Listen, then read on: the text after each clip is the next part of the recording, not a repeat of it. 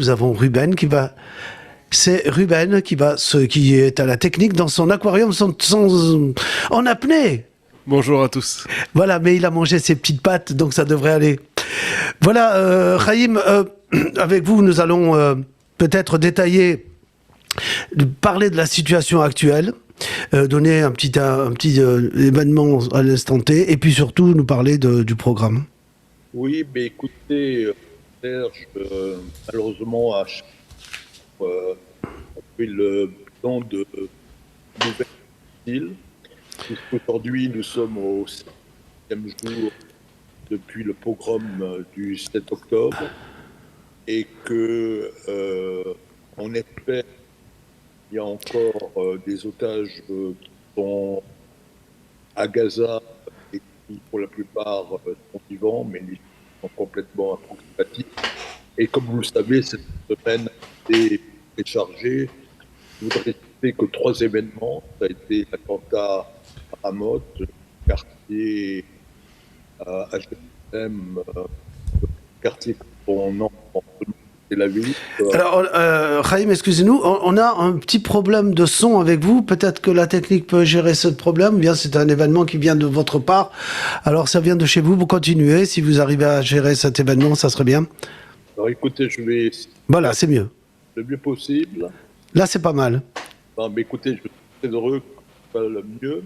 Alors, écoutez, donc, je vous disais que pour caractériser peut-être cette semaine, 3 événements, l'attentat à Jérusalem, israélienne à Doha, et puis vendredi, le assemblée générale du partage, enfin, de la création de donc une actualité très riche. Voilà, peut-être le programme aujourd'hui. Alors, vous pouvez nous le détailler? Oui, bien sûr. Alors, pour évoquer tous ces sujets et bien d'autres, comme toujours, les meilleurs experts dans le MAG.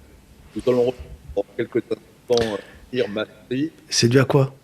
Meir Masri, qui est donc professeur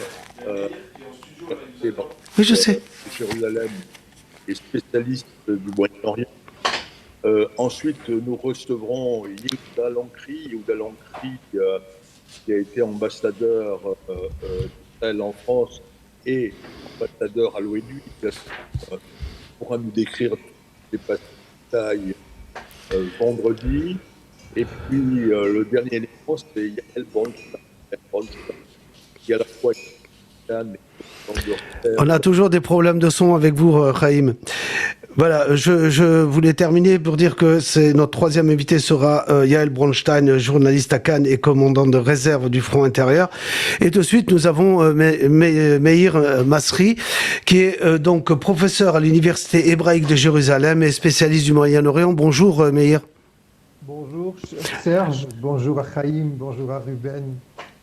Alors, je tiens tout juste, avant de commencer, oui, d'abord à saluer la communauté juive de Toulouse et de dire que l'ambassadeur Lankri, qui va parler après moi, je l'ai rencontré pour la première fois à Toulouse, dans la synagogue de Toulouse, et nous avons tous été impressionnés par la façon très professionnelle dont il a lu la Torah, hein, et c'est un homme qui... Oh, bravo. Magnifique. Alors, Meir, Israël se prépare à lancer cette deuxième phase dans l'opération sur Gaza City, mais dit toujours qu'elle laisserait quand même une place aux négociations pour la libération des otages. On sait que Tsahal a finalisé son plan d'entrée à Gaza City. Et ma question est simple. Est-ce que cette offensive portera vraiment un coup fatal au Hamas et permettrait de libérer les otages et de les récupérer en tout cas? Alors, vous savez, tout d'abord, moi, je considère ça comme la 3e phase de la guerre et non la 2e de la guerre globale, hein, qui a débuté le 7 octobre, qui n'a pas été voulue par Israël par ailleurs. L'opposition ne cesse d'attaquer le gouvernement, notamment le Premier ministre, sur le fait que pendant plus d'une décennie, il a été au pouvoir et il n'a rien fait pour endiguer le pouvoir, en tout cas pour contribué à la chute du régime du Hamas dans la bande de Gaza. Donc cette guerre n'a vraiment pas été voulue par Israël, hein. Et cette guerre peut cesser à tout moment. Si le Hamas décide de déposer les armes et pense un petit peu à sa population civile, nous en Israël on fait tout pour éviter qu'il y ait des morts parmi les civils, et même parmi les terroristes. Vous savez, les terroristes, nous on aimerait bien les capturer. D'ailleurs on en a capturé des centaines. Donc et la première phase de la guerre a consisté à infliger au Hamas des frappes aériennes dures à contrecarrer l'incursion terrestre.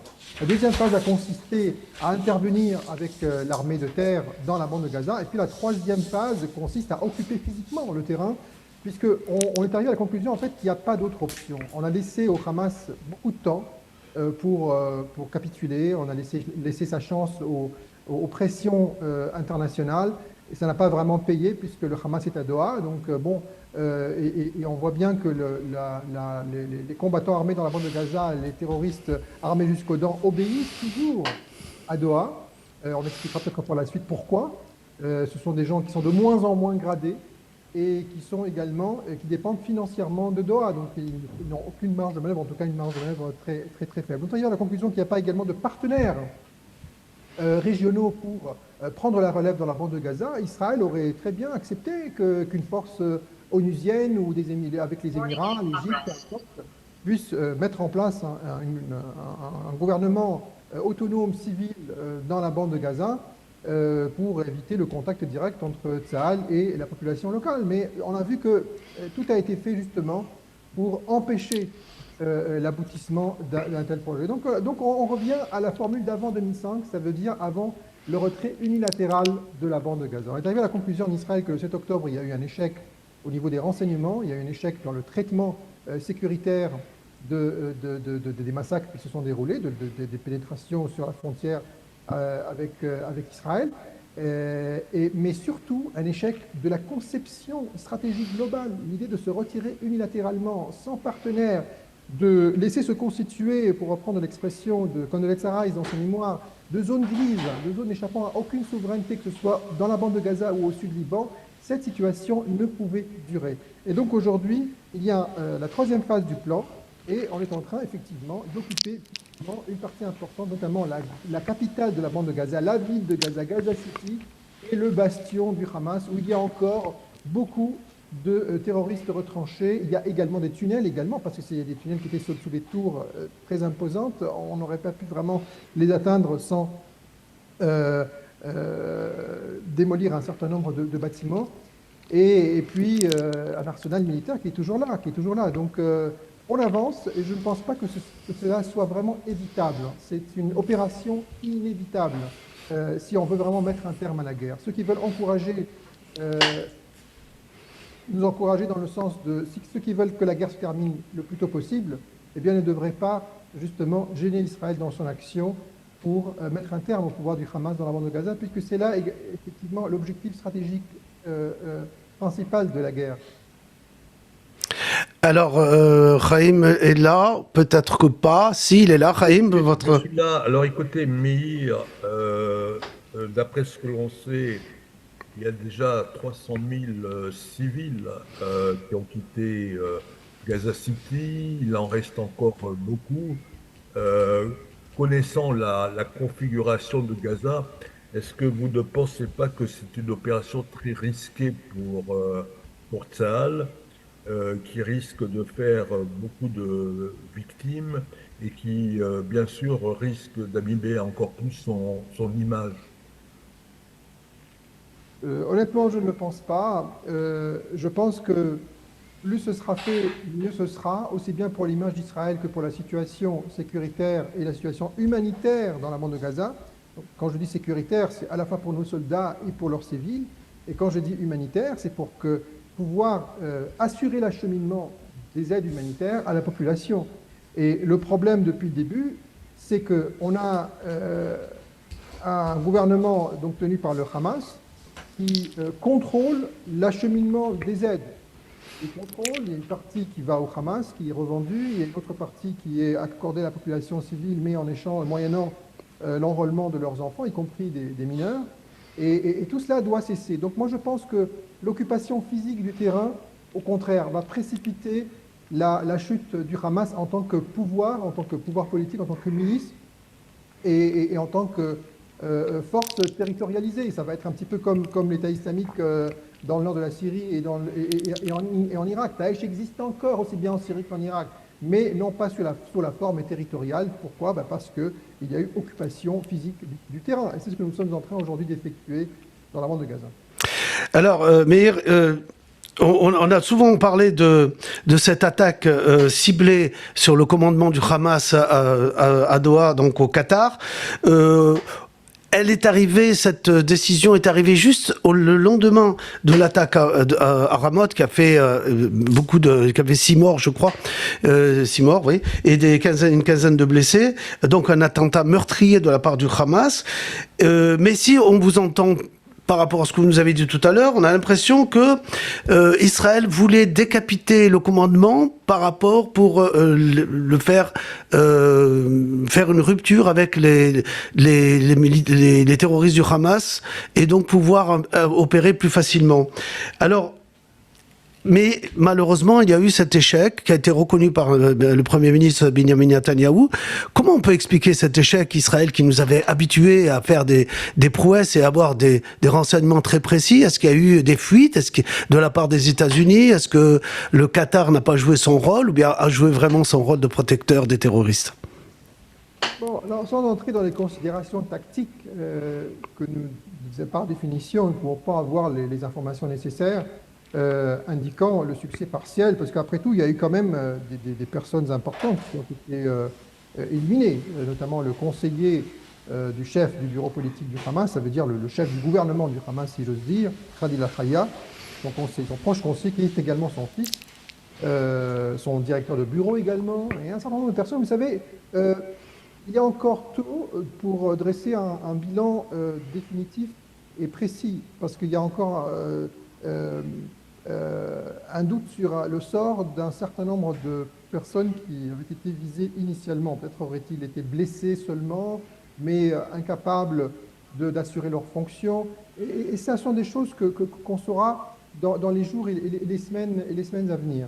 Ce qui est certain, c'est que non seulement c'était une opération sécuritaire qui avait son importance, d'autres ont été plus réussies, à Téhéran, à Beyrouth et dans d'autres pays du Moyen-Orient et au Yémen également, hein, où le gouvernement Houthi a été pratiquement décimé il y a de cela quelques jours. Mais c'était aussi un message politique clair.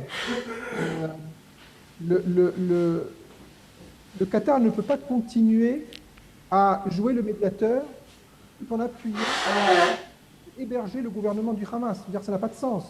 D'ailleurs, ça s'est déjà vu, vous savez, en Afrique, dans plusieurs contextes, que des pays aient été tenus pour responsables de déclenchement de guerre ou d'opérations terroristes ou autres sur le territoire de pays voisins parce qu'ils ont hébergé des rebelles ou des groupes terroristes. Et ça a été considéré comme un acte de casus belli, de déclaration de guerre. Nous aurions en Israël très bien pu, dès le 8 octobre, considérer que nous étions en guerre avec le Qatar.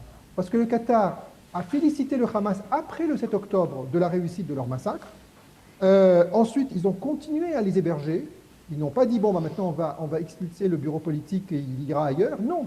Et ils continuent à les financer. C'est-à-dire, nous négocions avec la délégation du Hamas pour faire libérer les otages. Mais les membres de cette même délégation reçoivent leur salaire du Qatar. C'est une situation qui ne peut pas durer. C'est un message très clair adressé au Qatar, l'allié du Qatar, au régime turc d'Erdogan. Il faut qu'ils comprennent qu'il n'y aura pas d'impunité pour les dirigeants du Hamas. Ça n'est pas possible. Alors oui, on continuera à négocier parallèlement aux forces, aux opérations militaires en cours dans la bande de Gaza et aux opérations sécuritaires un peu partout dans la région où se trouve le Hamas, mais nous négocions comme n'importe quel État aurait négocié avec une mafia ou avec des preneurs d'otages. Mais ça ne veut pas dire que nous reconnaissons le Hamas comme étant un interlocuteur fréquentable et représentatif des Palestiniens.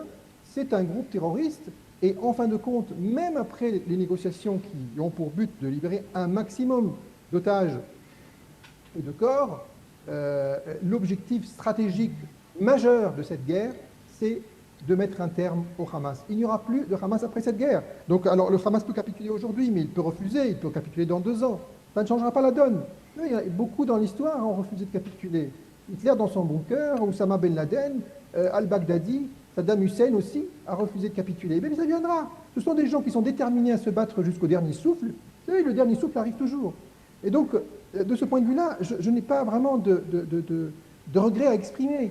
Que l'opération ait réussi partiellement ou que cette opération n'ait pas abouti comme cela a été prévu ou voulu initialement, ça ne change pas la donne. Quant à l'image d'Israël dans le monde, moi je pense que ceux qui comprennent, qui ont une compréhension réelle de la situation et qui savent faire face aux pressions des ennemis d'Israël, parce qu'il y a des pressions extraordinaires qui sont exercées par les pays pétroliers, par les pays qui ne voudraient pas qu'Israël gagne cette guerre pour des raisons très différentes.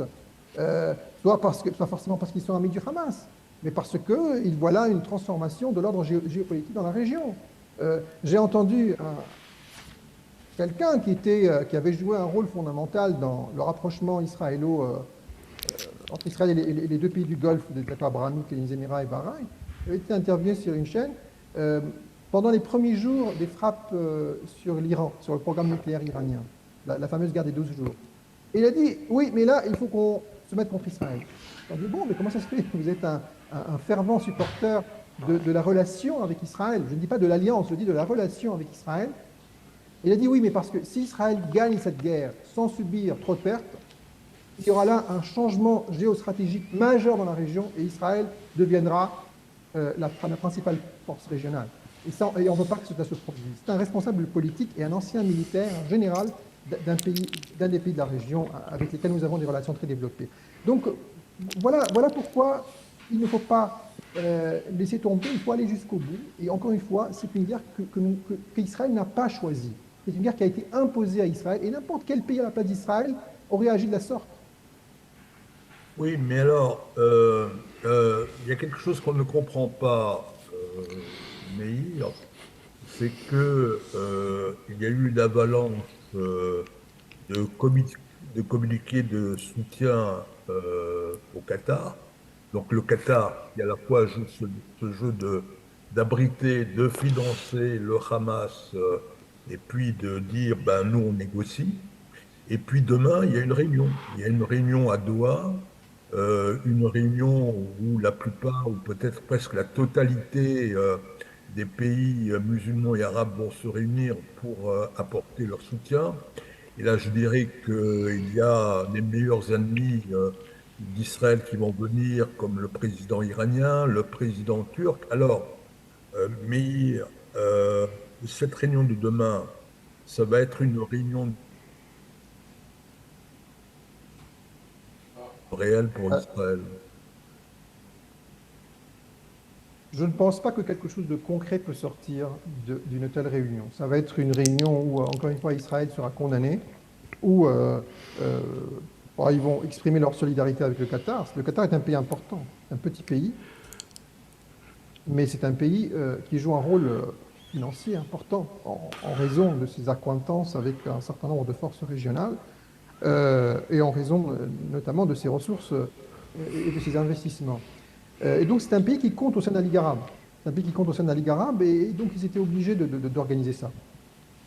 Mais est-ce que ça va aboutir à quelque chose de concret? Moi je ne pense pas honnêtement, parce que ceux qui disent que au nom de la souveraineté, du respect de la souveraineté, il faudrait soutenir le Qatar, mais la souveraineté d'Israël, alors je veux dire, la frontière internationale, les frontières internationales d'Israël, internationalement reconnues, y compris par des pays du Golfe, ont été violés le 7 octobre.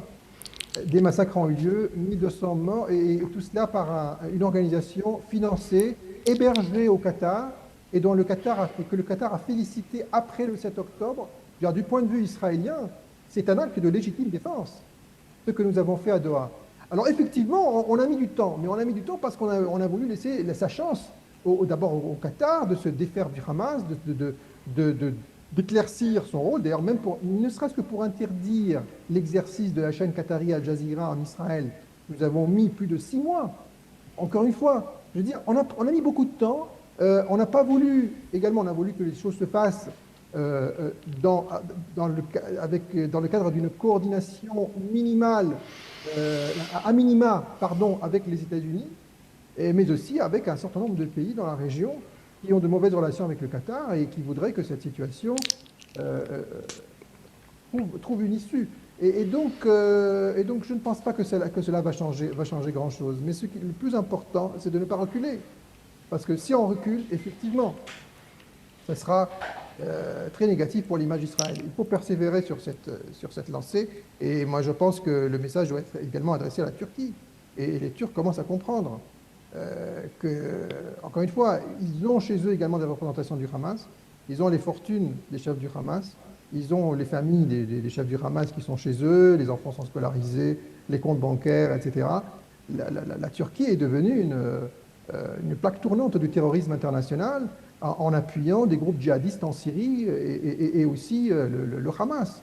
Et le message doit être extrêmement clair. Et les pays européens qui traitent avec la Turquie, les États-Unis également, qui considèrent la Turquie toujours comme un allié, doivent comprendre que ce double jeu est néfaste. Il est néfaste pour leur relation avec ces pays occidentaux, avec la Turquie.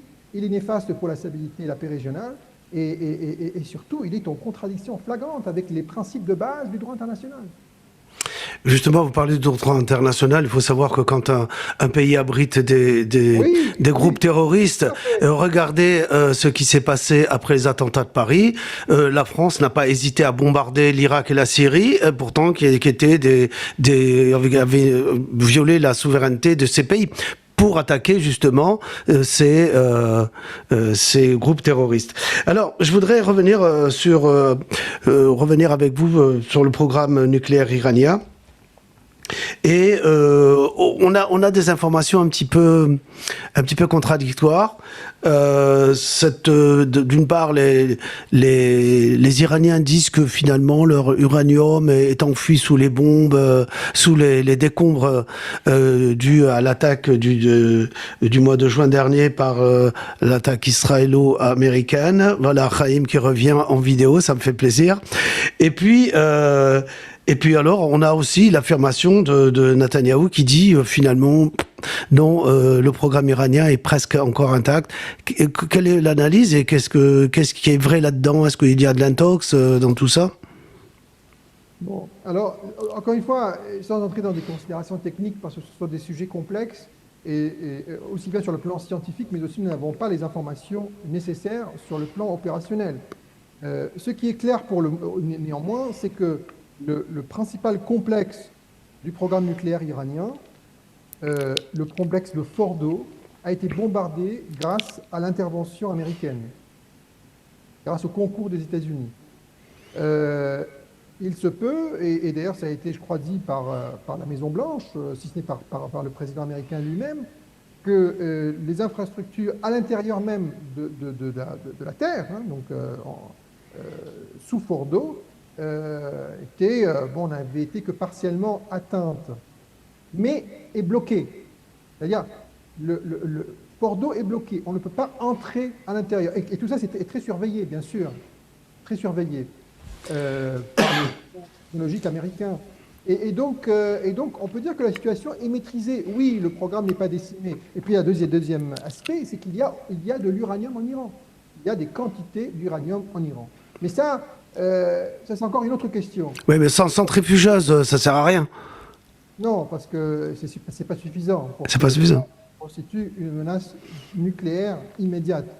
Mais ce qui est certain, c'est que l'opération était réussie dans le sens où elle a permis au moins de retarder les capacités du régime iranien à fabriquer une première bombe de plusieurs années, selon les experts. Alors certains disent 6 mois, d'autres disent plus de 5 ans. Bon, en tout cas, c'est réussi dans ce sens-là, et donc ça nous permet de négocier, ça permet à la communauté internationale de négocier avec le régime iranien sur une base plus favorable. Voilà. Donc, mais bien sûr que la messe n'est pas encore dite, et que des efforts doivent être effectués pour mettre un terme, non pas seulement au programme nucléaire, mais aux ambitions nucléaires du régime iranien. Parce que tant qu'ils ont cette ambition-là, la menace existera toujours. Et c'est en ce sens-là que peut-être que les négociations, mais pas seulement négocier en étant crédibles. négocier en étant dissuasif. C'est cela en réalité l'apport de l'opération israélienne dans le contexte des tractations entre communauté internationale et régime iranien. Alors, Meir, il y a aussi un autre domaine qui est la menace sur le terrain, sur le territoire même d'Israël. On a parlé de l'attentat à Ramoth. Ce matin, Israël Hayom annonçait que le Qatar pourrait être derrière une troisième intifada. Ça vous semble quelque chose de sérieux, d'évident?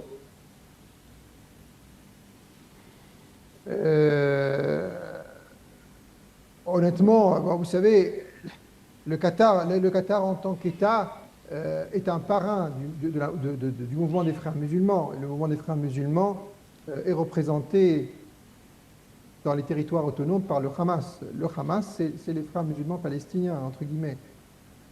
Et c'est d'ailleurs un groupe qui considère que son père spirituel, c'est le Hajj Amin al-Husseini, hein, fonctionnaire d'État dans l'Allemagne nazie pour recruter en Yougoslavie, dans les SS, et aussi directeur de la radio allemande en arabe.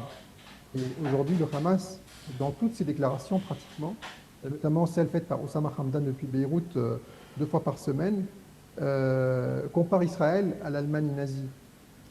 Alors que Hajj Amin al-Husseini est leur père spirituel, et son portrait est partout. Ils sont parlé bien sûr des manuels scolaires des écoles d'éducation palestinienne dans la bande de Gaza, donc tenues par le Hamas, qui glorifient le régime nazi et ses actions les plus atroces. Donc là, on est aussi dans la contradiction la plus flagrante. Mais pour revenir au Qatar, le Qatar, sans vouloir forcément, sans déclarer une troisième intifada, joue ce rôle, puisque à travers ces différentes antennes, ces associations soi-disant caritatives, mais aussi sa chaîne de propagande qatari, bien sûr, a contribué à alimenter le climat de violence que nous subissons aujourd'hui. Ce que nous vivons aujourd'hui est pire qu'une troisième intifada. Pire qu'une troisième intifada. Nous avons tous les efforts sont faits pour tuer, pour brûler, pour attaquer, pour violer la souveraineté israélienne, pour menacer les Israéliens, que ce soit en Israël ou dans les pays voisins. Il y a eu des opérations qui ont été déjouées dans plusieurs pays voisins. Et des opérations qui ont réussi. Je m'étonne que les médias n'aient pas... ne sont pas focalisés là-dessus. En Jordanie, en Égypte, des Israéliens ont été assassinés. Ce que nous subissons aujourd'hui, ce que nous vivons aujourd'hui est pire qu'une troisième intifada. Et tout cela, bien sûr, est alimenté, mais alors financé activement et ouvertement par le régime qatari, par le régime turc. Et nous voyons les responsables du Hamas déjeuner avec Erdogan, avec l'émir Tamim du Qatar, et bien sûr les Iraniens, hein, qui jouent également un rôle dans cette affaire. C'est sans doute leur seule... leur cause commune avec les frères musulmans représentés par la Turquie et le Qatar, c'est la haine d'Israël et le soutien apporté à tous ces groupes terroristes, puisqu'également ils ont des antennes à Téhéran, le djihad islamique est hébergé à Téhéran, son bureau politique du djihad islamique est à Téhéran, exactement comme celui du Hamas est à Doha. Ziad Nakhala, qui est le chef du djihad islamique, son bureau est à Téhéran. Et donc, ce sont des pays, nous avons 3 pays dans la région qui soutiennent activement l'effort de ces groupes terroristes, et ce qui explique et justifie l'activisme israélien dans ces 3 pays. Alors, pour compléter l'intervention de Chaim, comment vous interprétez l'attitude de l'Égypte justement après l'attentat, enfin la cible du Hamas à Doha? Est-ce que c'est quelque chose de sérieux? Est-ce que c'est quelque chose d'important? Est-ce qu'on peut le prendre en compte? Est-ce qu'on peut mettre ça peut être un événement important pour la suite des événements, puisque vous avez parlé des puissances régionales comme la Turquie et même le Qatar dans ce cadre terroriste, bien entendu, et l'Égypte qui fait partie quand même qui a fait des accords avec les accords de Camp David. L'Égypte a un contentieux avec le Qatar, notamment cause du soutien apporté par le Qatar aux frères musulmans, et nous savons le contexte dans lequel l'actuel autocrate égyptien est arrivé au pouvoir, dans le sillage d'un coup de force qui a mis un terme au règne des frères musulmans sur l'Égypte pendant l'année 2013. À partir de là, l'Égypte a intérêt d'abord à jouer un rôle de défenseur des souverainetés arabes. C'est le pays du siège de la Ligue arabe, c'est le pays le plus peuplé, peut-être même le plus puissant sur le plan militaire des États membres de la Ligue arabe. Mais en même temps, je pense que ça ne fait pas de mal pour l'Égypte si le Qatar reçoit un coup de cette nature pour plusieurs raisons. D'abord parce que ça reviendrait, d'un point de vue égyptien, à affaiblir la relation entre Israël et les pays du cercle abrahamique, parce qu'ils sont avec le Qatar, malgré leurs différends, membres d'une même structure. C'est le Conseil de coopération des États du Golfe, qui est un modèle réussi de coopération arabe. C'est une mini-ligue arabe qui a bien marché. Et donc, affaiblir la relation israélo-émirati et israélo-bahreïni et même israélo-saoudienne d'une certaine manière, mais si on n'a pas une relation ouverte et officielle, est quelque chose de positif pour les Égyptiens. Et deuxièmement, pour montrer que, vous voyez, le Qatar, avec une base américaine sur son sol, avec des relations développées avec les pays occidentaux, n'a pas été épargné. Hein. Et nous, ça ne se serait jamais produit chez nous en Égypte. Et donc ça, c'est un deuxième élément. Et puis troisième élément, parce que d'un point de vue égyptien, il me semble que un tel activisme israélien au Qatar pourrait contribuer à un éloignement, ou en tout cas dont le Qatar peut-être pourrait s'éloigner un petit peu du Hamas, ou leur dire, bon écoutez, maintenant vous arrêtez de faire vos déclarations à partir de Doha, etc. Peut-être que cela peut contribuer à une dégradation des relations entre le Qatar et le Hamas. Donc je pense que d'un point de vue égyptien, c'est plutôt positif. Et donc, voilà, ils vont jouer un rôle d'équilibre. Ils vont chercher d'une part à affirmer l'importance de soutenir et de défendre les souverainetés des pays membres de la Ligue arabe, tout en, bien sûr, cherchant à tirer profit de la conjoncture. Merci Meir Masri, merci de votre intervention, merci d'avoir accepté notre invitation et de prendre un peu de temps pour Radio Kol Aviv, et à bientôt sur les ondes de Kol Aviv, et je vous souhaite de très belles fêtes de Tishri et Shana Tova Umetuka à toute votre famille et à tout le peuple d'Israël. Allez, un petit jingle et nous revenons en plateau pour accueillir notre prochain invité.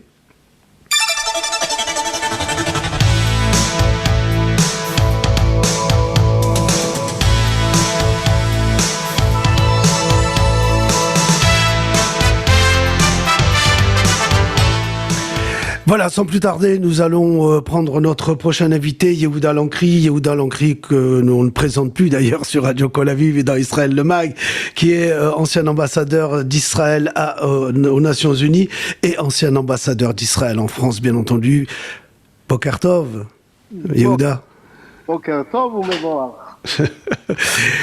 Alors, l'Assemblée générale des Nations Unies a débuté vendredi, et puis vendredi, on a commencé directement par ce vote qui pour la reconnaissance d'un État de Palestine. Je dis bien d'un État de Palestine parce que moi je sais pas encore ce que c'est. Avec 140 pays qui ont voté pour, c'est quand même assez important. Une dizaine de pays qui ont voté contre, dont les États-Unis, la Hongrie et bien entendu Israël, et une douzaine de pays qui se sont abstenus. Alors, on a cette déclaration, en tout cas, ce vote donne un petit peu le tempo de ce que va donner la conférence du 22 septembre, la conférence franco-saoudienne. D'ailleurs, il faudra rappeler que cette conférence est une date très bien choisie puisqu'il s'agit de Rosh Hashanah. Et donc, ça va être, nous serons un petit peu à l'écart. D'ailleurs, même Israël sera un peu à l'écart de cette réunion. Mais alors, cette déclaration, lorsqu'on déclare de façon unilatérale la reconnaissance d'un État de Palestine, ça met directement en jeu les accords d'Oslo et permettrait à Israël, sans aucun état d'âme, d'annexer la Judée-Samarie et surtout de démanteler l'autorité palestinienne, puisque les accords d'Oslo n'existeraient plus par rapport à cette reconnaissance unilatérale. Quelle est votre analyse, vous, l'ancien ambassadeur d'Israël aux États-Unis et l'ancien ambassadeur d'Israël en France? Ce vote rentre dans les normes classiques de l'Assemblée générale. Consultez un peu le passé, vous verrez que nous avons toujours obtenu, entre guillemets, des scores aussi flatteurs. 2 tiers contre Israël et un petit tiers qui se subdivise en abstention et contre. Donc ça ne m'impressionne pas du tout. D'abord parce que ce bagage de 140 et quelques États membres des Nations Unies qui reconnaissent la Palestine existe déjà depuis belle lurette. Peut-être pas 3 ou 4 ans, mais au moins 1 ou 2 ans. Donc il n'y a rien de nouveau dans ça. Ensuite, quand bien même cela serait innovant, en dehors de la portée symbolique, qui est puissante quand même, il n'y a rien de concret dans ce vote. Ce n'est pas demain que nous changerons de configuration territoriale entre l'autorité palestinienne et Israël. J'ajouterais que ce n'est pas une occasion, une excuse ou un prétexte de s'emparer de ces territoires palestiniens convoités par certains ministres du gouvernement israélien et que nous tenons dans l'état où ils sont depuis déjà 67, avec un défilé de grands premiers ministres, pas moins grands que le grand Netanyahou, qui ont décidé de ne pas annexer, et ils ont des raisons pour. Parce qu'annexer, ça veut dire phagocyter l'entièreté de la population palestinienne dans ces territoires et faire en une nuit l'égalité entre la démographie juive israélienne et la démographie arabe qui s'étend du fleuve à la mer. Donc c'est un état et une situation quelque peu délicat qu'on a cherché à éviter de tout temps. Et il serait malencontreux de se saisir d'un prétexte un peu farfelu, parce que, à part le vent que cela suscite, comme disait l'autre, donner un nouveau souffle, il y a du souffle, c'est certain, mais concrètement, ça ne signifie absolument rien. Il ne faut pas trop s'en émouvoir, la vague passera, et il faudra se concentrer sur, précisément, la solution, c'est-à-dire l'émergence d'un État palestinien en bonne et due forme, reconnu par Israël, dans la perspective de la solution à 2 États. Il y a des Palestiniens de l'autre côté, j'en connais un, très actif sur les médias israéliens, intelligent de surcroît, qui avait participé il y a 2 mois au rassemblement de Paris sur la reconnaissance, la coexistence d'Israël et d'un État palestinien, la solution à 2 États, s'appelle Samer Sinjilaoui. Il n'est pas bien vu de par Mahmoud Abbas, celui-là. Hein. Alors oui, mais Samer Sinjilaoui dit très intelligemment, nous n'avons pas besoin de 192 autres États membres, nous n'avons besoin que d'un seul État sur les 193, c'est l'État d'Israël. À partir du moment où Israël nous reconnaîtra, plus besoin de cette vague de reconnaissance. Donc, je pense qu'il va falloir garder son sang-froid, laisser cette épreuve passer et subsister, et émerger vers un autre avenir. Ce qui nous concerne, c'est précisément la solution du problème gazaoui.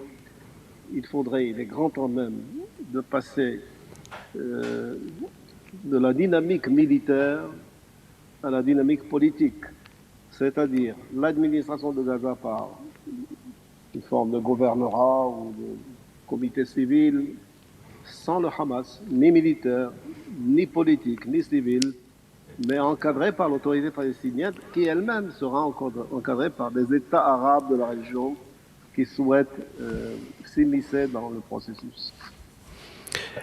Alors, Yehuda, comme vous l'avez indiqué, la déclaration de vendredi qui reprenait en réalité le texte qui avait été adopté à New York en juillet dernier n'a absolument pas la même valeur que, par exemple, le vote de l'ONU du 29 novembre 1947. Donc, il n'y a aucune obligation. Si c'était une chanson de Dalida, j'aurais dit c'est parole, parole. Mais il y a quand même deux questions qu'on se pose. C'est qu'il semblerait que les initiateurs de ce texte, l'Arabie Saoudite et la France, aient oublié de consulter Israël. Et puis, alors bien sûr qu'on aimerait que le peuple, s'il existe, ou les Palestiniens puissent vivre dans des conditions de paix aux côtés d'Israël, mais avec qui on parle? Il y a d'un côté le Hamas qui veut détruire Israël, et l'autorité palestinienne, même si officiellement Yasser Arafat avait déclaré il y a très longtemps, en 1988, que la charte palestinienne était caduque, qui n'a pas renoncé non plus à son plan, à sa volonté de détruire Israël. Alors, on sort comment de cette impasse? Alors, effectivement, la question, cette grande question se pose. À qui parle-t-on? Les Palestiniens se subdivisent en deux demi-têtes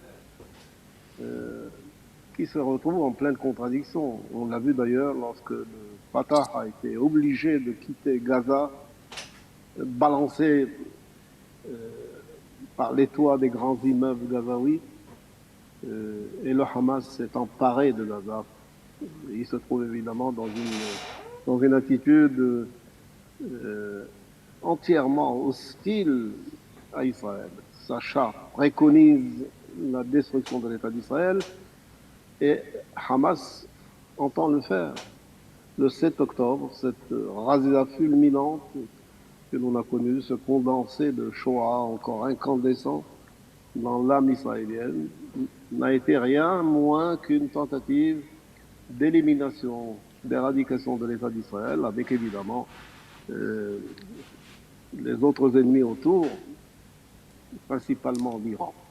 Donc, à qui parler, c'est une question. Je pense que cette question doit interpeller les Palestiniens en premier lieu.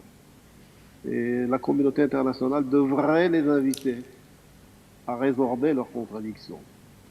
Il faut que cette opposition cesse. Maintenant, j'irai jusqu'à dire il faut que le Hamas n'existe plus. D'ailleurs, plusieurs pays arabes de la région se posent comme candidats d'encadrer la nouvelle administration palestinienne lorsqu'elle surgira, lorsqu'elle adviendra à Gaza, lesquels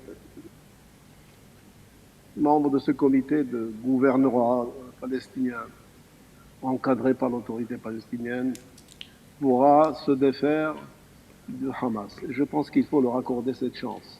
C'est leur problème.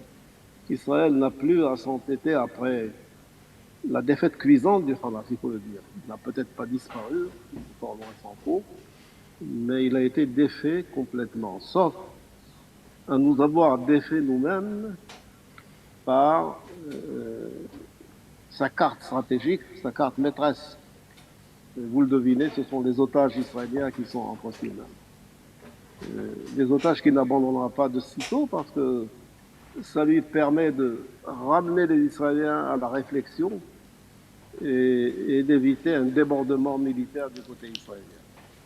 Donc, à qui parler, ça restera une question, une grande question jusqu'au moment où le Hamas disparaîtra de la circulation, jusqu'au moment où les deux demi-têtes palestiniennes, Gaza et Jéricho de notre côté, ou Ramallah, fusionneront en une seule tête, en une seule entité. À ce moment-là, Israël pourra s'adresser de bonne foi aux partenaires palestiniens et envisager même d'encourager l'avènement d'un État palestinien comme solution.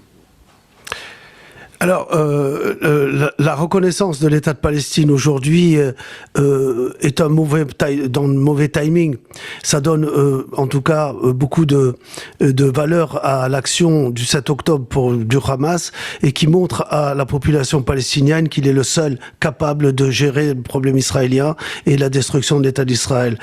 C'est un moment très particulier et Israël n'a pas d'autre choix que de détruire le Hamas et l'option militaire est pour moi, et me paraît en tout cas être une option obligatoire avant de passer à l'option politique, comme vous l'avez décrit tout à l'heure, l'option politique qui ne peut arriver que lorsque l'autorité palestinienne d'abord se réformera et pas comme le dit le président Macron lorsqu'il dit qu'il faut que Israël révise ses programmes éducatifs dans les écoles et en disant que l'autorité palestinienne a déjà fait des progrès. Et je voudrais vous dire aussi, Yehuda, que l'option politique est intéressante, certes, bien entendu, parce qu'il faut un après, mais quelle est comment dirais-je, il faut comprendre que les Palestiniens aujourd'hui sont pro-Hamas. Tout le monde le sait. Si demain il y a une élection, c'est le Hamas qui gagne l'élection. Alors, même si la branche militaire, puisqu'il s'agirait qu'il y a deux branches, une branche militaire et une branche qui est en fin de compte la même, et une branche politique, si aujourd'hui on fait des élections, si on veut réformer l'autorité palestinienne, ce n'est pas possible. Vous aurez une majorité Hamas, encore une fois, comme il y a 15 ans, lorsqu'il y a eu des élections. Écoutez, je suis d'accord entièrement avec vous sur ce que vous appelez le timing, mettons, lamentable. C'est un timing lamentable, effectivement, que de brandir à l'échelle internationale cette reconnaissance. J'avais dit la semaine dernière, sur d'autres ondes, qu'il y avait là, sinon, une offense collective à l'âme israélienne, c'était pour le moins une indécence flagrante. C'est vrai, le président Macron, le ministre des Affaires étrangères, Jean-Noël Barrot, ont beau souligner que ça n'était pas une récompense du Hamas, que ça ne fortifiait pas le Hamas, mais ils sont eux-mêmes débordés par la réalité. C'est le Hamas qui a très vite fait de récupérer l'histoire et de la transcrire à son goût. Donc il faudrait aller réellement vers une réforme et donnons la chance à l'autorité palestinienne et à ses encadreurs d'effectuer cette réforme. Laissons les Palestiniens travailler à leur avenir sans que nous soyons là pour décider de comment ça doit se faire. Il est évident que pour nous comme pour eux, le Hamas doit être exclu. D'ailleurs, je n'accepte même pas cette division du travail, politique d'un côté, militaire de l'autre. Tout à fait, je suis d'accord avec vous là. C'est la même pièce de monnaie. C'est le Hamas éventreur, tueur, et il faut le considérer comme tel sous tous ses aspects. Allez-y.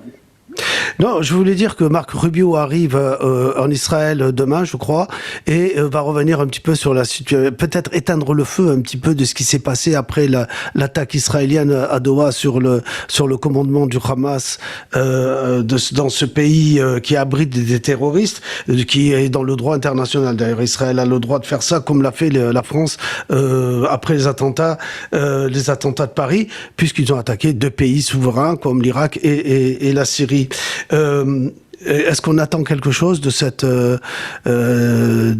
intervention de Marc Rubio, ou bien alors c'est quelque chose juste formel et pour essayer de calmer un peu Netanyahou, pour lui dire attention, faire attention, vous perdez la bataille de l'image. Marc Rubio est un ami d'Israël, un grand ami d'Israël, sans équivoque aucune, comme l'est d'ailleurs le président Trump, qui a adressé un avertissement à Netanyahou, c'est certain, parce qu'il faut le dire, vous nous acquittez aisément, si je puis dire, en relation avec le droit international. Formellement, ce que nous avons fait, c'est une violation du droit international. Un membre des Nations Unies n'est pas censé agresser un autre membre en vertu de la charte. article 2, chapitre 4. Même Et- s'il abrite des terroristes? Ah, voilà, j'y venais.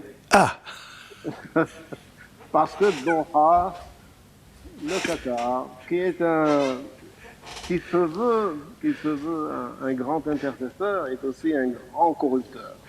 Déjà, dans la contradiction, il se retrouve entre médiation et voilà. et asile politique, militaire, financier aux responsables du Hamas. Ce sont des gens ou des terroristes, des éventreurs, des égorgeurs, passibles de mort. Je n'ai aucun sentiment là-dessus. Simplement, il fallait réfléchir quand même à 2 reprises avant de le faire au Qatar. Il y a eu justement le chef du Mossad qui s'est démarqué. Il y a eu le chef d'état-major qui n'a pas été trop enthousiaste, mais qui devait exécuter les ordres du politique. Mais il faut prendre en considération ces jugements. Il fallait choisir peut-être un autre lieu, un autre timing, pour reprendre votre expression. Ça n'a pas été fait. Donc Rubio sera là pour essayer de redresser les bretelles à l'un et à l'autre et, et de nous indiquer quand même comment effectuer ce travail en meilleure cohésion avec les États-Unis. Alors, Yehuda, vous avez été ambassadeur d'Israël en France, et je vais vous demander de ne pas parler comme un diplomate. Je ne vais pas revenir sur toutes les déclarations ou les non-déclarations d'Emmanuel Macron depuis le 7 octobre. Alors, je dirais juste 2 petites choses. Tout le monde se souvient de son vœu de créer une coalition internationale contre le Hamas quand il était à Jérusalem, et puis quelques heures plus tard à Ramallah, il l'avait oublié.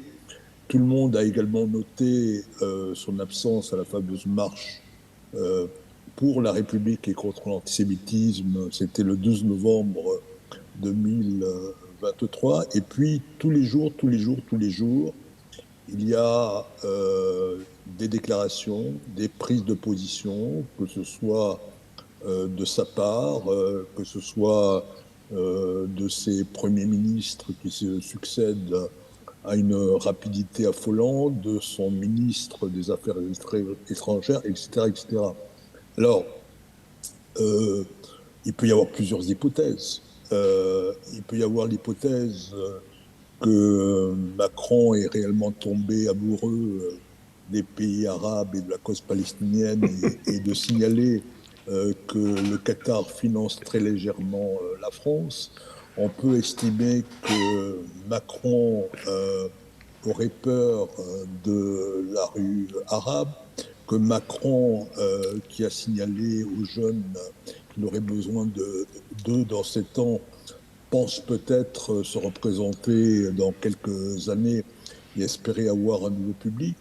Alors, Macron, qui aujourd'hui a 12% de popularité en France, donc est, je crois, depuis les prises de position du général de Gaulle, un président qu'on n'a jamais entendu être aussi virulent contre Israël, et parallèlement à ça, il ne dit rien, il ne fait rien, sauf de temps à autre un petit tweet sympathique pour lutter contre l'antisémitisme. Alors, la question que beaucoup de gens se posent, c'est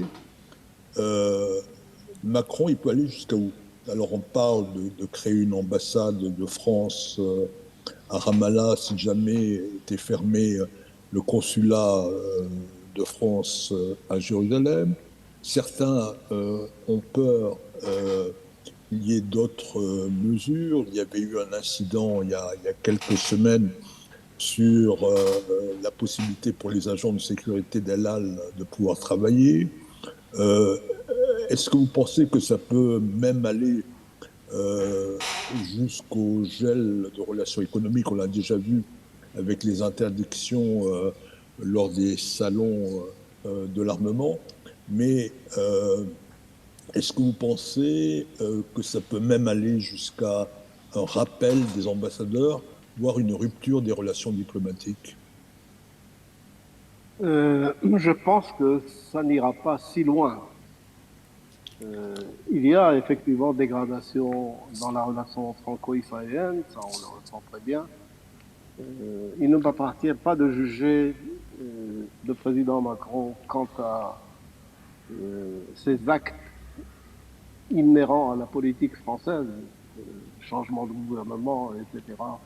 Mais sur l'axe israélo-français, très particulièrement après le 7 octobre, on n'oublie pas qu'il y a eu d'abord une visite d'identification de Macron en Israël, qu'il y a eu quelques gestes plutôt chaleureux à l'endroit des familles des otages, quelques cérémonies, et notamment lors de la première attaque, lors de la première agression balistique iranienne, les forces de l'armée française ont elles aussi contribué.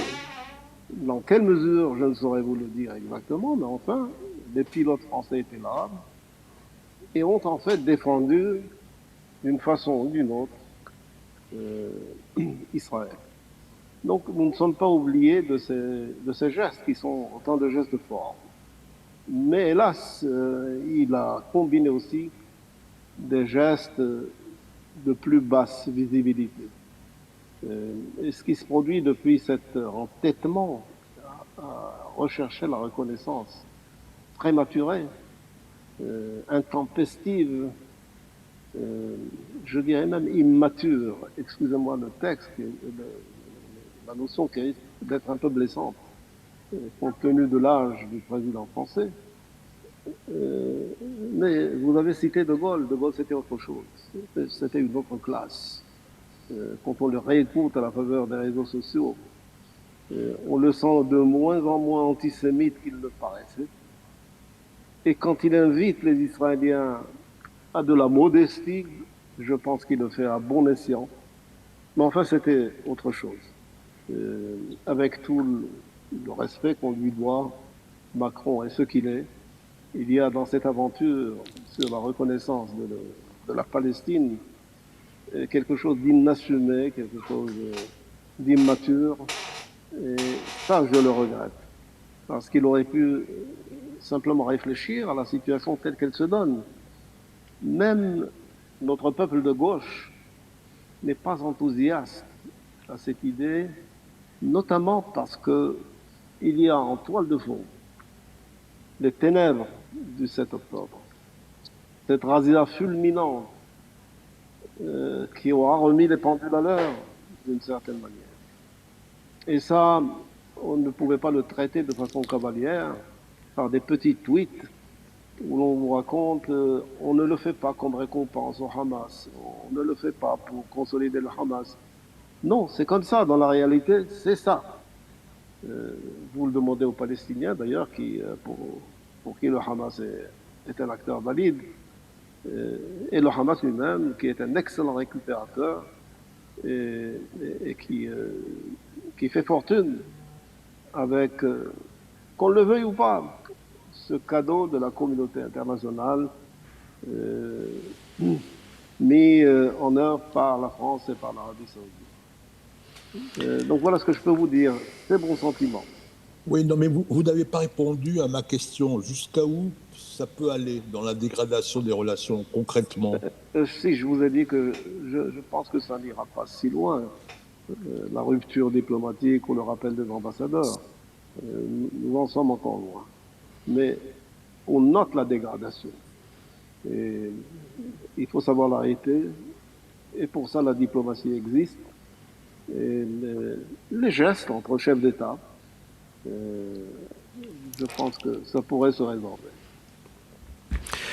Alors, c'est vrai que il y a une réaction immature, et vous l'avez dit, et puis c'est vrai que c'est peut-être pas le bon moment. Ça donne une prime quand même, qu'on le veuille ou non, au Hamas, qu'on le veuille ou non. On peut pas dire le contraire. Mais dans cette même axe, en tout cas, de haine d'Israël et de la volonté d'apporter des coups à Israël, on voit que l'Union européenne veut geler les relations économiques avec Israël. Moi, je pense que ça nuirait plutôt aux pays des membres de l'Union européenne qu'à Israël, vu la qualité de la technologie et du high-tech israélien. Est-ce que ça peut aller très loin, ou bien alors est-ce que c'est juste une passade et puis ensuite on passera à autre chose? Un peu de modestie avait préconisé Charles de Gaulle. Alors, c'est vrai, nous apportons une contribution, mais soyons modestes. Nous tirons un énorme bénéfice de ce partenariat avec l'Union européenne et il faut leur en rendre hommage. Je dirais que on fait aussi chez nous pas mal d'erreurs. Regardons à l'intérieur du gouvernement israélien ce qui se dit, ce qui se passe. Vous avez des ministres radicaux pour qui la provocation en tant que telle est une gymnastique quotidienne. Et la communauté internationale est à l'écoute. Non seulement nous faisons la bêtise d'alimenter la Cour de justice internationale avec ce qui se dit dans nos déclarations, je parle de certains ministres, pas tous, mais nous montrons contre nous les bonnes volontés qui existent à l'intérieur de l'Union européenne. Alors, soyons d'abord nos propres balayeurs devant nos portes avant de nous en prendre aux autres. J'entends ce que vous dites, Yehuda, mais finalement, ce monde qui se lie contre Israël, qui ne fait que se défendre et qui ne fait que de gérer un problème existentiel, parce que en face il y a vous l'avez dit, des éventreurs, des tueurs, des assassins, des terroristes en fin de compte, et qui veulent détruire l'État d'Israël. Donc finalement, on ne comprend pas trop quand même pourquoi Israël n'a pas cette empathie que les pays n'ont pas cette empathie vers Israël. C'est quand même quelque chose d'extraordinaire. Ils n'ont pas oublié le 7 octobre. Comme si Israël, on regardait juste l'instant T, et puis alors moi je serais curieux de voir aussi quel est l'état des Palestiniens réellement, parce qu'on des Gazaouis en tout cas, savoir quel est leur état et vraiment avoir une réalité du terrain, parce que les rumeurs, les génocides, la famine, tout ça, on voit bien qu'il y a des photos qui passent, qui sont truquées, des photos qui ne ressemblent pas à de la famine, mais simplement à des maladies dégénératives, d'autres événements comme ça. C'est ça le problème, en fin de compte. Les pays ont oublié le 7 octobre, la genèse de l'histoire. Incontestablement, il y a une forme d'oubli regrettable de la catastrophe du 7 octobre. Et je dirais même de ce qui s'ensuit. Les otages sont là pour en témoigner. L'Union européenne ne s'émeut pas des otages. Il y a une déclaration, un lip service, qui se fait de temps en temps, aussi bien dans la communauté internationale, plus ou moins proche d'Israël, au sein de l'Union européenne. Mais on ne reconnaît pas réellement le droit à Israël de se défendre, parce qu'on considère qu'Israël s'est largement défendu. Vous savez que l'appel interne en Israël de l'arrêt de la guerre se fait de plus en plus ressentir. Ils ne sont pas indifférents à l'extérieur de ce qui se dit chez nous, et notamment ils ne sont pas différents aux déclarations que je juge malsaines de certains de nos ministres, certains de nos députés. Ce sont des éléments dans cette carte politique qui noircissent Israël de l'intérieur et de l'extérieur. Alors il faut avoir tout ça bien en tête pour comprendre certaines réactions à fleur de peau de l'Union européenne. Alors votre conclusion est fantastique, parce qu'elle nous permettra de faire le trait d'union avec notre prochain invité. Merci Yehuda Lancri, merci de votre analyse et d'apporter tout ce côté un petit peu très précis du diplomate que vous avez été, de l'excellent diplomate que vous avez été. Shana Tova, Umetuka à toute votre famille et à tout Israël. Shana Tova Umevorechet. Voilà, une petite pause, un jingle tout simplement, et pour aborder notre troisième thème avec Yael Bronstein, qu'on décrit.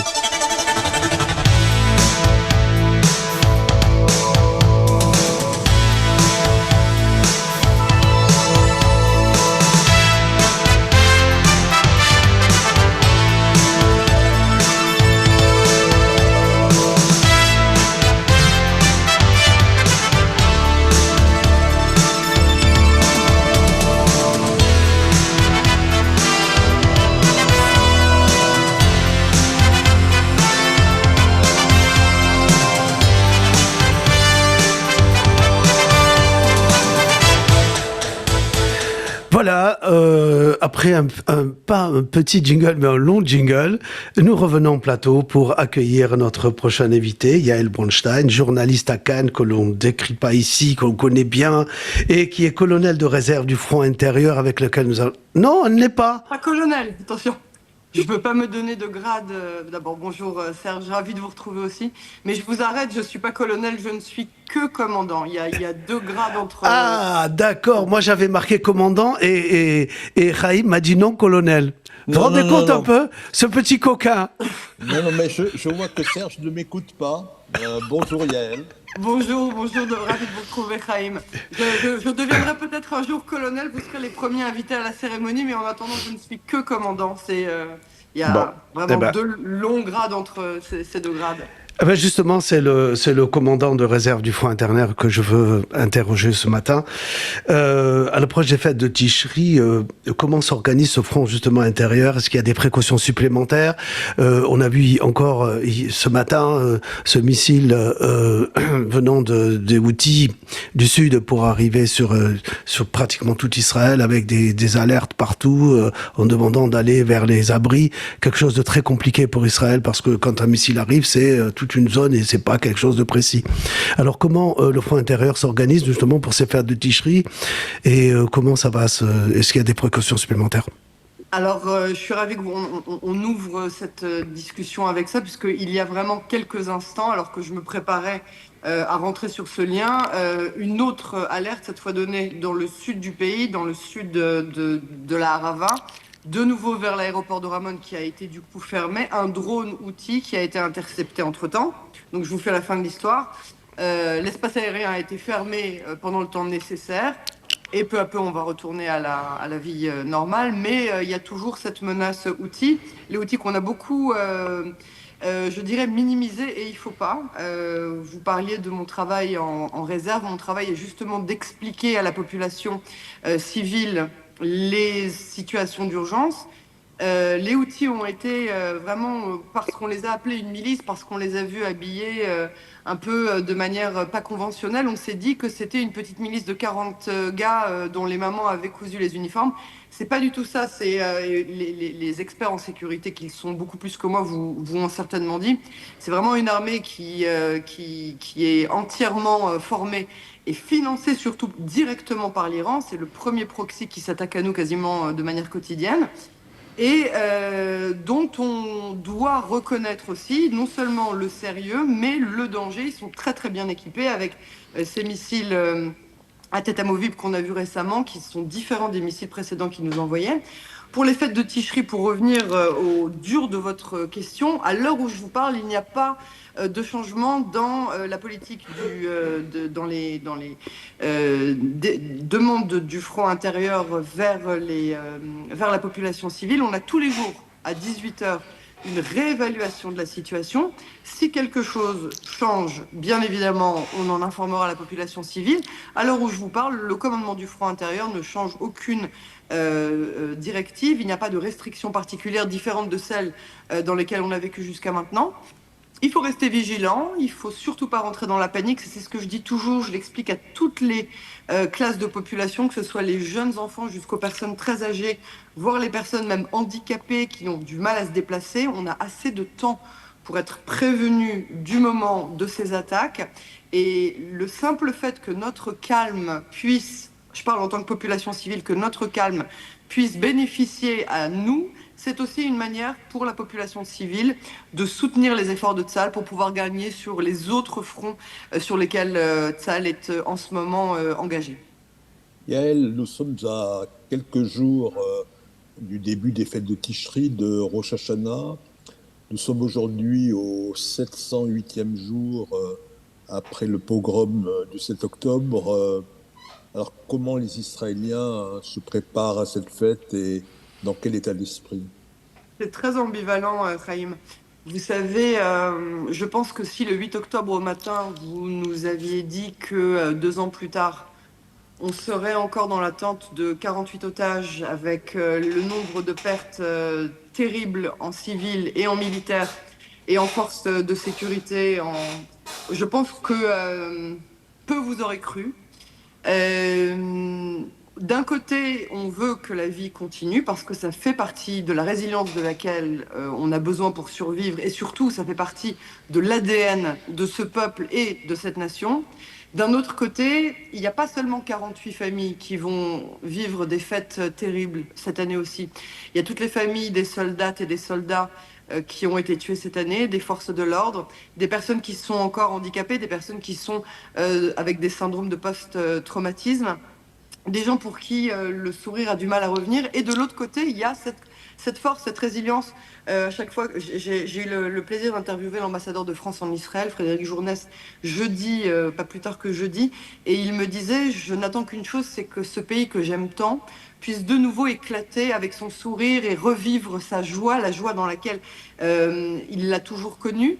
De la même manière, ici, voilà, comme je vous le dis, on fait ce qu'il faut. La fameuse We Will Dance Again, on n'en est pas encore à 100% là, mais la vie reprend parce qu'elle doit reprendre et elle reprend peu à peu. Vous dire qu'elle peut d'ores et déjà entrer dans la phase supérieure de deuil, à savoir les étapes d'après, tant qu'on n'a pas récupéré nos otages, c'est pas possible. C'est possible pour personne. C'est possible ni pour les otages qui sont revenus, ni pour les personnes qui sont restées là. Et comme 10 millions de personnes ici et un nombre incalculable de millions de personnes dans le monde entier, je ne parle pas que des juifs, de la diaspora, je parle évidemment de toutes les personnes qui sont attachées à l'humanité et à la démocratie. Toutes ces personnes attendent, pour pouvoir commencer l'étape d'après, attendent que les otages reviennent. Oui, malheureusement, beaucoup de pays et certains présidents n'ont pas compris ça, puisqu'ils veulent reconnaître un État palestinien pour récompenser l'attaque du 7 octobre. Et et en oubliant qu'il y a encore 48 otages et peut-être moins, peut-être moins de vivants en tout cas, puisque c'est ce qu'a annoncé le président Trump. Je voulais revenir avec vous, c'est la journaliste maintenant qu'on va interviewer, c'est la situation politique en Israël aujourd'hui. On voit qu'une opposition est en train de se chercher dans une certaine coalition. Mais moi, je pense qu'on a l'impression, vu la situation en Israël, que c'est la rue qui domine l'opposition dans ses slogans, dans ses punchlines, comme on dit. Voilà, on a l'impression que c'est la rue qui prend en main cette opposition, et peut-être même aussi une rue qui soutient aussi le gouvernement de Netanyahou. Finalement, qu'est-ce qui se passe en Israël? On prépare des élections, ou bien alors tout le monde est figé là à se dire mais qu'est-ce qu'on fait? Est-ce qu'on fait? On ne fait pas? Et pourtant, Netanyahou arrive plus ou moins à sortir son épingle du jeu malgré les critiques qu'on a ici à droite ou à gauche. Tout d'abord, la chose la plus importante, à mon humble avis, dans l'introduction que vous avez donnée à cette situation politique, c'est que nous sommes absolument en année électorale. Je vous rappelle que, sans faire de bruit, cette Knesset, et c'est rare en Israël qu'elles arrivent jusqu'à la fin de leur mandat avant que la Knesset ne soit dissolue, cette Knesset n'a pas bougé. L'opposition, effectivement, n'a pas fait autant de bruit que dans d'autres périodes de l'histoire d'Israël. Explique certaines personnes de l'opposition, notamment à cause de la guerre, parce qu'il faut quand même pouvoir maintenir une espèce de politique qui permette à Israël de se défendre. Et donc, le jeu politique a été mis en second plan, ce qu'on peut entendre, mais effectivement, se plaignent certains membres de l'opposition, que ce soit en termes de politique ou en termes de la société dans la rue. Où est-ce que vous avez été depuis 3 ans? Alors, depuis 3 ans, c'est une chose, mais depuis 2 ans de guerre, où êtes-vous? Pourquoi est-ce qu'on ne vous a pas assez entendu? Pourquoi est-ce que vous n'avez pas été cette interaction? Pourquoi est-ce que vous ne l'avez pas gérée comme il se doit pour pouvoir aujourd'hui arriver dans cette année électorale? Je vous le rappelle, si il n'y avait pas eu... les élections devraient avoir lieu au mois de novembre 2026. Voilà. Mais c'est demain. Et comme novembre 2026, juste avant, il y aura le 7 octobre et que c'est pas le moment pendant le 3e 7 octobre de remettre des élections sur le tapis, on va avancer vraisemblablement cela. Ça, c'est ma chère consoeur Myriam Schermer qui nous a donné un petit peu ce calendrier qui est calendrier électoral tout à fait logique. Avant ça, il y a les fêtes. Avant ça, il y a l'été. On pense, à partir du mois de avril à juin 2026, qu'on sera d'ores et déjà dans la période des élections.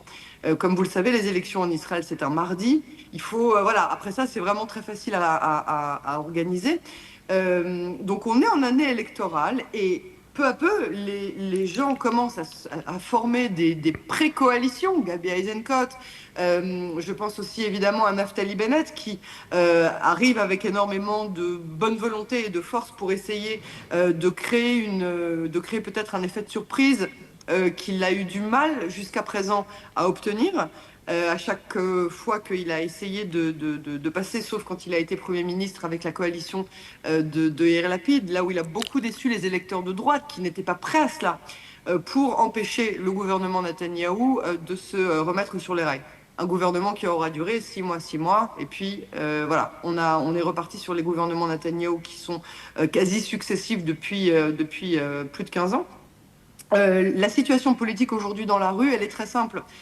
Israël, et ça, je pense que c'est vraiment important de le dire, Israël est une démocratie, c'est une démocratie, même s'il y a des moments où on peut parfois se poser, on est en droit de se poser certaines questions sur la teneur de cette démocratie, les manifestations, elles sont très importantes, parce que c'est là que le peuple s'exprime. Vous dire qu'elles ont l'influence qu'elles souhaiteraient avoir, je ne sais pas, mais si on arrêtait aujourd'hui de descendre dans la rue, j'ai l'intime conviction que la société civile serait affaiblie.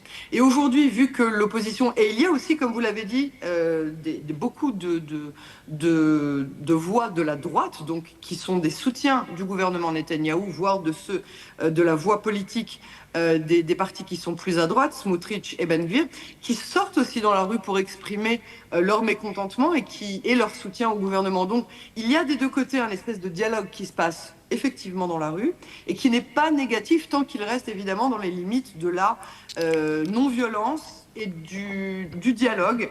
Après ça, il peut y avoir des débordements, il faut pouvoir les réguler.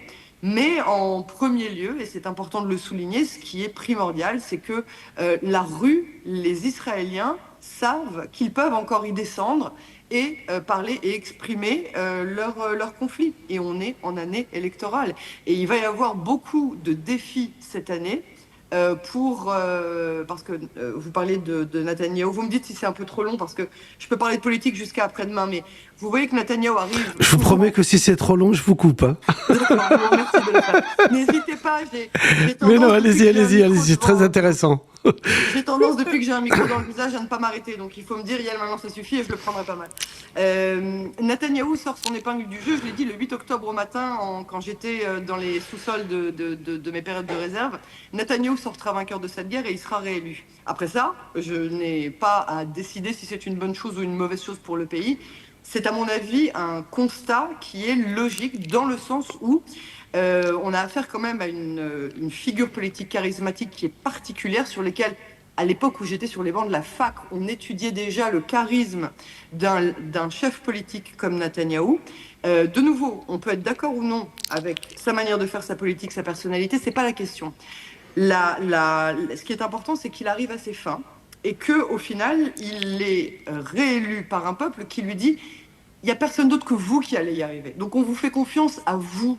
Et quand on demande à certains électeurs du Likoud, donc pas du Likoud de manière générale, mais aux électeurs de Bibi, ce qu'on appelle, et c'est un terme qui est malheureusement péjoratif et que je n'aime pas, mais les bibistes, c'est-à-dire ceux qui ne votent que pour Bibi et pas forcément pour l'idéologie du Likoud, encore moins celle de Jabotinsky à l'époque, ce sont des gens qui disent et tu veux qui d'autre? Qui c'est qui va tenir les rênes d'un pays si c'est pas lui? Il n'y a personne d'autre que lui. Moi, j'ai toujours dit, et c'est mon travail en tant qu'humain, en tant que personne, en tant que journaliste, de dire chacun fait ce qu'il veut et met le bulletin qu'il veut dans l'urne. Je pense qu'il est intéressant aussi d'étudier les déclarations des autres partis, parce qu'on est dans une configuration de multipartisme qui est nécessaire, de voir ce que les autres proposent. Après ça, est-ce que ça marchera pas. Si on donne pas leur chance à d'autres personnes, on ne saura jamais. Mais si c'est la volonté du peuple, eh bien c'est ce qu'il y aura dans les urnes et qui sera traduit par le pouvoir exécutif. En revanche, si Netanyahou arrive encore et toujours premier dans les sondages en termes de qui souhaitez-vous voir à la tête du gouvernement, c'est indubitable, c'est Netanyahou. En revanche, il n'arrive pas à conserver sa coalition, il n'arrive pas à former de nouvelles coalitions. Et avec ce qui va se passer avec les partis ultra-orthodoxes, si réellement la loi du non-engagement, du non-enrôlement des ultra-orthodoxes... Ah, je vous coupe parce que l'attentat de Ramoth a été comment dirais-je, avorté un petit peu dans sa catastrophe qui aurait pu être plus importante par un soldat. D'abord par un soldat qui était enrôlé dans Tsahal, un soldat donc ultra-orthodoxe, et les deux autres étaient aussi des ultra-orthodoxes qui venaient d'avoir leur permis. Qu'est-ce que ça prouve, Serge ? Qu'est-ce que ça prouve ? Ça prouve que tous ceux qui ont dit pendant des décennies, nous n'avons pas besoin des Haredim à l'armée, mais si, qu'on a besoin. Ils ne feront rien de bien. Ça prouve que ce jeune homme qui a dû garder, qui n'a pas pu dévoiler son identité de peur de représailles, je ne sais pas si vous imaginez, un héros qui a sauvé un nombre incalculable de vies, ne peut même pas dévoiler son identité parce qu'il sait que si jamais on le reconnaît... Oui, parce que c'est un exemple. Alors, non, mais pas seulement ça. C'est un exemple qui montre on a besoin de vous et voilà le beau boulot que vous savez faire quand vous le faites. Et comme tout le monde, on salue le courage qui, je l'espère, restera légendaire de ce garçon. Et j'espère que, même si on doit malheureusement devoir en avoir de nouveau l'occasion, ce sera un exemple à suivre pour montrer, un, on en a besoin. 2, ils savent très bien faire le boulot. Et 3, maintenant, il va falloir... Mais bien sûr. Allez, Chaim va poser la dernière question qui va certainement vous faire plaisir. Je ne sais pas, on verra. Vous me connaissez, oui. Alors, Yael, on va voir, parce que on a l'impression que depuis le 7 octobre, ce n'est pas seulement le Hamas, l'Iran et compagnie qui ont déclaré la guerre à Israël, mais on a l'impression que le monde entier, à quelques exceptions près, a déclaré la guerre aux Israéliens et aux Juifs. Et je prends les derniers exemples. Les derniers exemples, c'est l'Av Shani interdit d'interpréter à Gand. C'est des touristes israéliens qui se sont fait agresser en Grèce. C'est à Barcelone. C'est Barcelone. En Italie, à Venise, tout récemment. Oui. Écoutez, on pourrait faire le tour du monde. Mais comme on doit rendre l'antenne avant après-demain, donc on va s'arrêter là. Et puis, en tant que journaliste à Cannes, l'excellente télévision israélienne... Public, c'est Cannes qui, chaque année, retransmet le prix Eurovision de la chanson. Absolument, on retransmet et envoie les artistes sur place pour la... C'est nous qui sommes effectivement autour de le service public. Alors Yael, ce que je voulais vous dire, c'est que vous savez que plusieurs pays disent si Israël y est, nous on sort. Comment on vit ça à Cannes et au niveau du peuple israélien ? Alors, je vais vous dire quelque chose, Chaim. Il y a effectivement des appels de boycott. Il y a entre 3 et 6 pays qui appellent le boycott d'Israël à l'Eurovision. Et il y a 3 pays, notamment l'Espagne, et je vais vous dire pourquoi c'est important, l'Espagne, qui affirment, donc l'Irlande, l'Islande et l'Espagne, qui affirment si Israël participe, nous, ne venez pas nous chercher, on ne participera pas. Alors, c'est beaucoup de blabla. Le seul problème, c'est que l'Espagne fait partie des Big Five, c'est-à-dire ceux qui financent avec les 4 autres pays l'Eurovision chaque année. Mais ce qu'il ne faut pas oublier, c'est que l'Eurovision, avant tout, c'est un des événements télévisuels les plus regardés au monde chaque année. Et donc ça s'appelle du rating, même si j'aime pas trop les anglicismes. Ce qui est hyper important, c'est que le BU, donc le IBU, le conseil qui regroupe chaque année et qui s'occupe d'organiser l'Eurovision, ne va pas renoncer au rating que crée Israël. Parce que mine de rien, quand bien même les gens peuvent aimer ou pas Israël, les juges, depuis 3 ans, ne nous donnent pas beaucoup de points, ça c'est réel. En revanche, le public nous fait quasiment gagner chaque année. Ça fait 3 ans qu'on est dans les 5 premiers. Je vous rappelle évidemment ce qui s'est passé cette dernière année quand on est arrivé numéro 2 avec la très belle chanson de Maï Golan. Le BU ne va pas renoncer à Israël Il y a un conseil qui va se tenir au mois de décembre et on peut monter, descendre, même si vous aimez ou vous n'aimez pas Israël, vous êtes d'accord avec sa politique ou pas. D'abord, le public nous aime et à part ça, si on reste dans les règles qui sont inscrites, et elles sont très nombreuses, je ne vais pas toutes les énumérer parce qu'effectivement, on doit rendre l'antenne, si on reste dans les règles et qu'on n'a pas fait quelque chose qui est foncièrement interdit, évidemment qu'on sera, on participera à l'Eurovision l'an prochain, on n'a pas forcément les sous pour le recevoir, donc on va peut-être pas gagner. Eh ben, il faudrait gagner, comme ça au moins on ira à Jérusalem pour fêter ça. Allez, merci Yael, merci de votre franc-parler en tout cas, et en tout cas nous vous souhaitons de très belles fêtes de Tishri, un Shana Tova Umetuka à votre famille, et bon courage pour votre travail que vous faites de façon merveilleuse. Allez. Merci à vous deux. Voilà, notre émission se termine. Chaim, je pense qu'on a tout dit aujourd'hui. Oui, écoutez, on a tout dit. 30 secondes. On a tout dit, et puis il ne me reste plus qu'à souhaiter une très très bonne année à tout le monde. Espérons la paix et la santé pour chacun d'entre nous. Voilà, et surtout une paix qui revient en Israël, et comme ça, cette terre redevient ce qu'on nous a promis, Eretz Zavat Chalav. En tout cas, moi je vous dis Shana Tova à tous. Merci Ruben pour la technique. Merci Chaim, à bientôt sur les ondes de Kol Aviv, et n'oubliez pas de leur dire que même si nous ne vivrons plus en Israël, nous ne pourrons plus jamais vivre sans Israël. Allez, à ciao, Shana Tova.